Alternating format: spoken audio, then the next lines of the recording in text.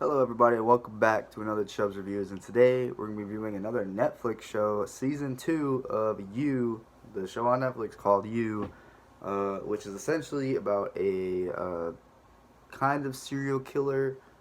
Spoiler, kind of. Now, this isn't going to be filled with spoilers, but I'm going to give you the premise, the idea of the show if you haven't watched it, if you want to watch it. Um, and I'm kind of comparing season 1 and season 2, but this is mainly going to be about season 2 because that's the one I just watched. That's the one that's up to date. Um, just came out not too long ago. Let's start off by saying I do recommend You if you like killers or like horror, not horror. I'd say intense type of situations with killers or a killer and interesting characters and kind of things that uh, the show does really good at foreshadowing certain things like characters come back out of nowhere or things happen that you see a little glimpse of something here, uh, and then it comes back around later to either help or not help the main character. The main character being Joel Goldberg, or he even pretends to be in the beginning of the season. He pretends to be a guy named Will Bettelheim. So that's who he is. It's one of the most perfect actors. I think his name's Penn Bagley. He's like perfect to be a serial killer role or like a weirdo. He easily should have played like Ted Bundy in a Ted Bundy movie or something. Uh, really good manipulation, really great acting, I would say, by him, Penn Bagley himself. All around, really, this season. First season acting was okay. Penn Bagley did good, but like the people around him were just. It was good. It was still a good season, but I'd say season 2 is better than season 1. I would say watch them both, though. Of course, I like the way they kind of tie into each other, because the first season is kind of about a book writer, or it is about a book writer girl, and it's still they're connected. The first two seasons are connected, but not like where you had to watch the first one.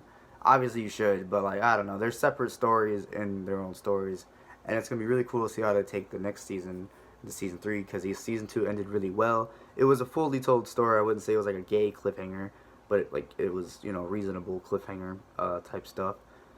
A lot of memes are becoming out about You. That keeps it relevant. It's very good. The dude is known. The main character is known for like having long dialogues or monologues in his head about people and over analyzing things, and it's really good. You can put yourself in his shoes almost, and it's crazy how many people want the main character is a bad guy. It's a bad guy's point of view. That's what makes these certain shows so good. Breaking Bad, for example, is one of the best shows ever. It's because the main character is a bad guy, but you have sympathy for them, and they kind of in this situation, I would say the main character manipulates the viewer. It's so crazy, he's that well at manipulating, because you want him to get away with certain things, and even though they're bad things, he's out here murdering people and shit. But anyway, even the side characters I would say for this season, 40 is hilarious. 40 Quinn, his name is 40 Quinn. There's a girl named Love Quinn as well. I like the whole setup. Their parents are rich people and kind of like artsy. Like they believe in drink celery juice and you'll feel better. If you only drink celery juice for like weeks.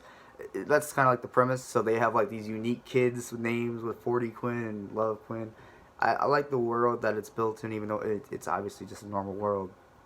It's still really interesting. They touch on the main character's back, his childhood a little bit. I obviously like the counseling, or not the counseling, but like the mental aspects of things. They bring back some old characters from the first season, not as many as I would like. Uh, uh, I shouldn't spoil who's not in one season and in the other, but I wish there was more season people from season 1 that are still alive, of course, that weren't in season 2. Um, it makes you, I would say, really good acting for like the sisters as well as Ellie and Delilah. Very, really good choice to make those two sisters um, very well. There was a guy named Will as well as the main character that was really interesting. I would say all the characters that were in the show were good. Um, the main character's ex, I think her name was Candace. She plays as or Amy or something like that, or both. Spoiling a little bit of some things, but not really. You just watch it. If you like killer flicks and if you like what I've said so far, I've said a lot of positive things. What would I say that's negative? I would say Candace was probably my least favorite character of everyone, but Joe and 40 probably being the best too. It was actually really funny. The show itself too. Not really funny, but there are some comical moments that are just like funny, like ironic life shit is funny to me, and there's a lot of irony that happens to the main character for doing bad things, and then shit comes back around. Um, a lot of tie-ins to dialogue I liked. I'm trying to think of some more negatives. I mean, there wasn't any outstanding music or anything. And the twist was a little strong at the end. One of the twists, it was a little strong, like not forced, but it kind of, I don't know. It was I guess it was shocking. That is and that's great. I guess that's what the show is meant to do. It's shockingly crazy. It shocks you, just saying wow, and I would recommend it. I guess I shouldn't make this video too much longer. My final verdict for the season 2 of You is, man, I should really think. I should have sat and thought about this before the video. I didn't think of a final verdict. Before I drag on too much, I'd say it's 8 out of 10. First season was probably 7 out of 10. It's gotten better. Nah, maybe this was 9 out of 10. I hate to just change it around like that because it makes my numbers seem like they don't matter. But season 2 was really good. I would say 9 out of 10 for season 2. Season 1 was 7 out of 10. And I think season 3 could be even better. I don't know how they would top season 1, but then they topped it with this. And, I think they could top it again.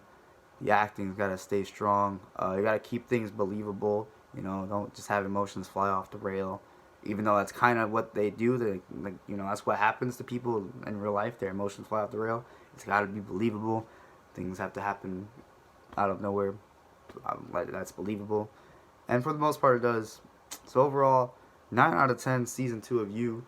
It already got renewed for season 3, so it's a good show to get into right now if you like killers. I'll probably be doing an Aaron Hernandez documentary to review next for a show. The game, I'm not sure, but yep. Thanks so much for watching my Netflix review. This is something different. I didn't really know how to talk about this too much without spoiling too many things, but I hope I did alright. Let me know if you guys like the show. If you want to see more Netflix series reviews, let me know. Please like, comment, subscribe. See you in the next one. Peace.